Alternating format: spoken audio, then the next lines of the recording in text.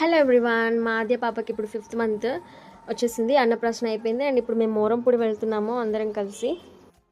మోరంపూడి అనే ఈ ఊళ్ళో ఒక ఫేమస్ టెంపుల్ ఉంది, మహంకాళం అమ్మవారు ఉంటారు. సో ఇలా మేము ఆటోలో వెళ్ళాము. రోడ్వేస్లో వెళ్ళొచ్చు, ఒక 1.5 అవర్ పడుతుంది, లేదా ట్రైన్లో కూడా వెళ్ళొచ్చు. విజయవాడ నుంచి చిలువూరు అనే ఊళ్ళో దిగాలన్నమాట.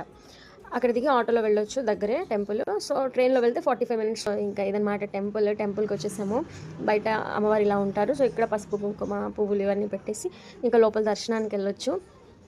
అండ్ తెలుసా, ఇక్కడ కూడా పొంగళ్ళు చేసి తీసుకెళ్ళి నైవేద్యం ఇవ్వచ్చు అమ్మవారికి. అండ్ ఆల్సో ఇక్కడ ఇంకా స్పెషల్ ఏంటి, మా బాబాయ్ చేతిలో ఒక మొక్క ఉంది చూసారా, అది మందారం మొక్క.